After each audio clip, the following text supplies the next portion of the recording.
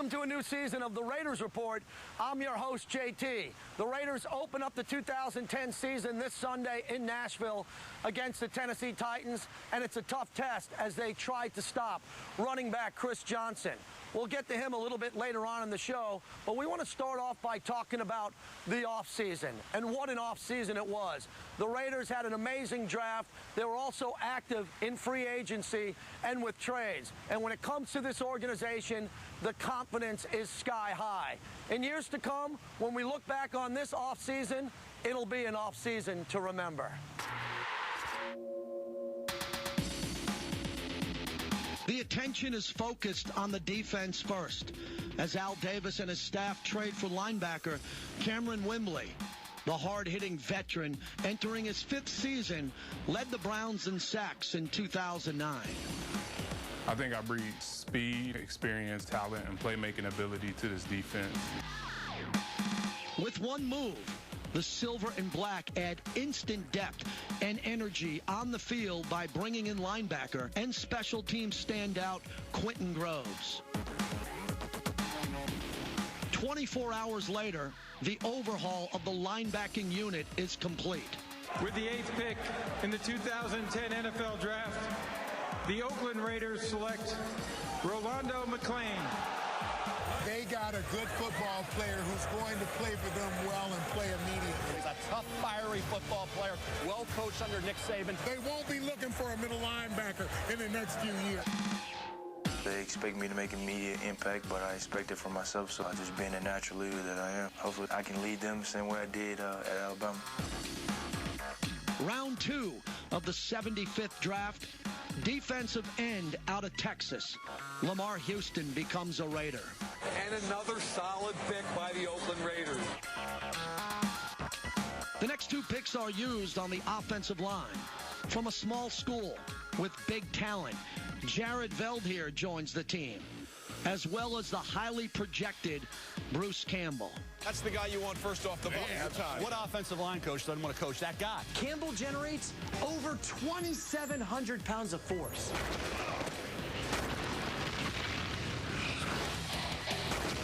That's like getting run over by a Pamplona bull. The fastest man clocked at the combine flies in at the 5th round. Jacoby Ford out of Clemson. I'm just a fast dude. I think that's, what makes me real dangerous. The Silver and Black steal the headlines for the weekend by reeling in Jason Campbell, a veteran quarterback who's improved statistically in each season since entering the NFL. To me, you look at this as an opportunity to grow with a bunch of young guys and hopefully build something special. Our goal is to do everything we can to win. Let's go, man. Let's go. Here we go, man. Less than 2 months later, a run-stopping specialist, the fiercest free agent on the market. Defensive tackle John Henderson walks through the door. Love to stop the run. Since Tennessee, that's all I've been fed on, is stopping the run. The reshuffling of the deck has created a new buzz. Just keep grinding. A new energy. Get him going now. Get him going. And a new chance for the Raiders to get back atop the AFC West and the NFL. With new additions mixed in with veteran leaders such as Richard Seymour, Nnamdi Asomugha, and Jason Campbell, you can tell that this is a new Raider team, and the excitement is running throughout the organization. I was on the sideline for every game throughout the preseason, and you could tell the energy level has ratcheted up a notch for the Silver and Black. Let's take a look back at the best plays of the preseason. This is Raiders Replay.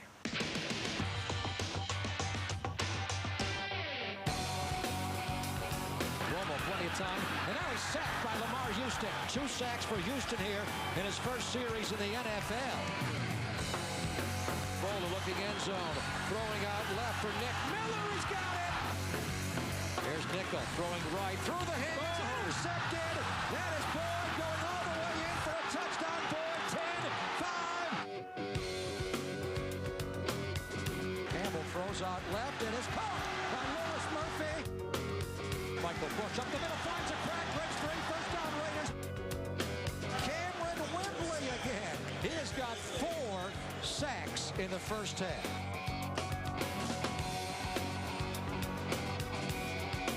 Touchdown!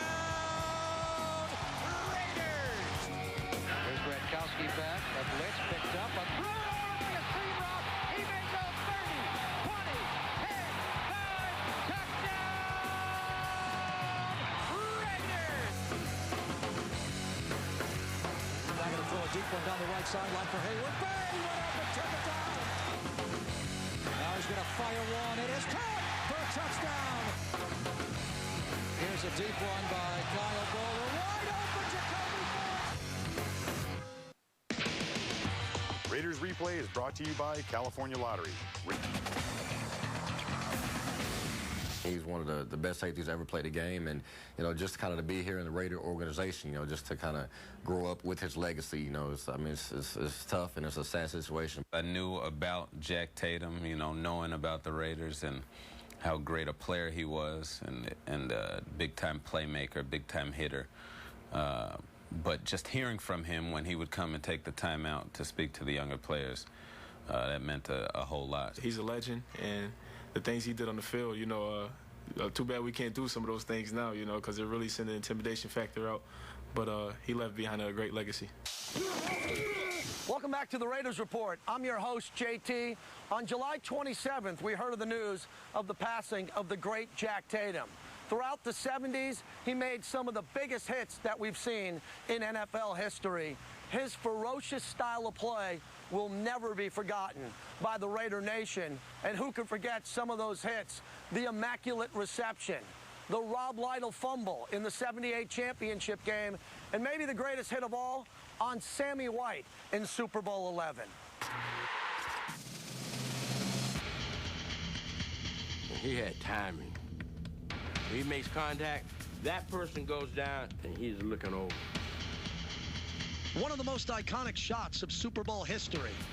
This image captured the essence of safety Jack Tatum's style of play, epitomizing the Raiders' style of play.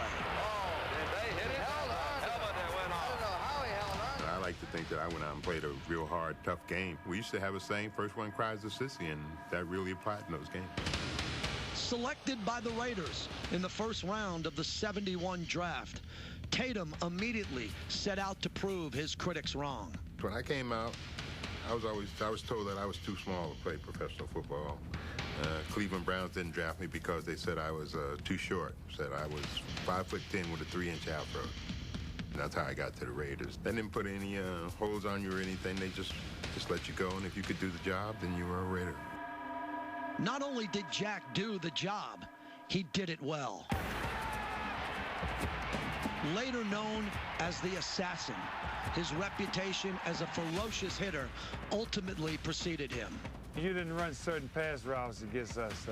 We knew that because Jack sat inside, and it made my play easy, knowing that they couldn't run slants or those kind of things. Our secondary probably was the most intimidating secondary in all of football.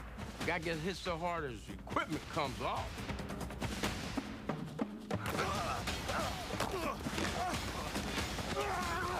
As a hitter, you hit beyond your target. When you make a big hit, if you do it right with the right techniques and everything, you don't feel anything. The guy that you're hitting takes all the punishment.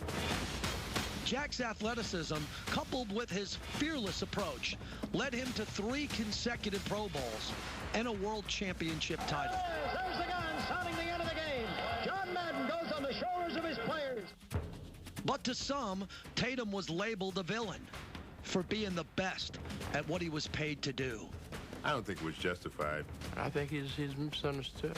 People don't realize what you do on the field is left there. Nicest guy you ever want to meet. Probably the most kindest person you ever want to meet off the football field. He loved to go out, talk to kids, go to the community, and do things in the community, and people don't see that side of it. Regardless of the perception of Jack Tatum, to this organization, he will always be remembered as a true Raider champion and a true Raider warrior.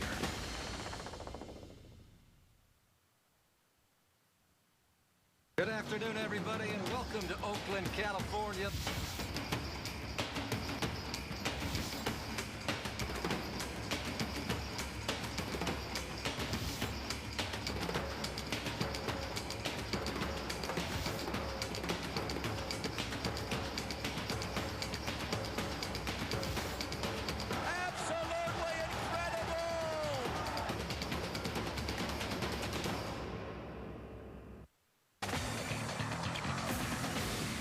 Welcome back to the Raiders Report. I'm JT. As we talked about in the opening of the show, the Raiders have a unique opportunity. They go into Nashville and they must stop Chris Johnson, a running back who ran for over 2,000 yards last year and is one of the best players in the NFL. But the Raiders knew this, and in the offseason, they brought in Rolando McClain, the star young linebacker. John Henderson and defensive tackle Tommy Kelly had a big-time preseason. And the Raiders on offense, they're going to have to run the football, and Jason Campbell is going to have to make plays on third down. If the Raiders can move the chains and keep Vince Young and Chris Johnson in check, they got a great opportunity to win this game. This is the 2-minute drill. Yeah, Tennessee is they're a good football team. They're well coached. They're disciplined. Great challenge. You have two guys who are very fast. You know, someone who's gotten better at quarterback. You really have to do a great job of being able to contain him, being able to know where he's at when you're rushing the passer. He's not afraid to get hit and run with the football. And then you have someone who's a leading rusher in the NFL. I don't know how you really get prepared for a guy like Chris Johnson. He's a rare guy, but you know, there's some things you have to be able to do in order to try and contain him. If you don't do that, he can certainly hurt you any play.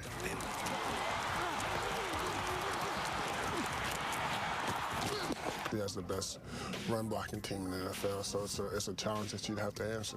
We got to get at him early and shut the run game down, force him to throw the ball, and you know, I think we'll be fine.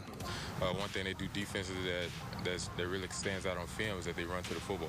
No matter where the ball is at on the field, their guys run to the ball, and we have to be very particular of that on our blocking assignments and even in our passing and run game. Knowing that a team that can run like that, we have to make sure that we're on our top of our assignments. 11 guys versus 11 guys, and you know, I've been putting in time, you know, watching the defense and see what they've done. And you know, like I said, they're a great defense, and it's going to be a great challenge, and I look forward to it. That team has always been about playing hard and being relentless in their style of play. And you know, they don't make any wholesale changes. They do what they do. Sure, they'll have some things that we have to adjust to in the game. We all will do that to each other, particularly this first weekend. But the reality of it is, when you line up and they play what they play, and you know, you got to be able to block them. Communication is the key, and in everything we do, we got to communicate and understand that it's going to be loud, so that means we have to communicate even better and even louder to each other. Every time we go on a road, we want to go take their house, you know, and to quiet their fans, you know, make it our home. The only way the other team's going to beat us is if we beat ourselves. You know, I think if we're playing on our game, we're going to be very tough to stop. As you can tell by their voices, this team is ready to compete. Now I'm excited to bring in the newest correspondent on the Raiders Report, Janette Thompson. She's also the host of Behind the Shield Online. Janette, tell us about your new segment, Timeout with Janette Thompson. Thanks so much, JT. I truly look forward to being a part of the Raiders Report this season. I'll be bringing you segments that take you behind the scenes with the Raiders, getting to know the Raider players in a whole nother light, and also anything and everything Raiders. On this week's segment, we'll take a look back at training camp when the players first get to really know one another. And the main reason they do is because they're roommates for 5 weeks. Let's find out what they had to say about one another, the things the stat sheets don't say. Who's your roommate while you're here at camp? Oh, man, he's a great guy, myself. No, I'm just... It's a guy from Florida State. We have ACC, SEC battles all the time. Cameron Wembley. Unfortunately, Chris Johnson.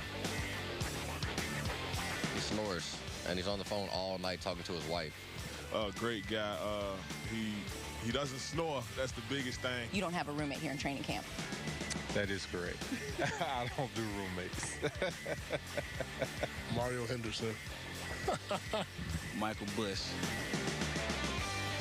We just go back and forth about the remote control and what we want to watch on TV. You know, here and there we agree upon the show, but not all the time. No roommates, just me. Coaches take care of you here. So, no, that was a good blessing. Nice. You can tell the truth. I know you scared some folks out.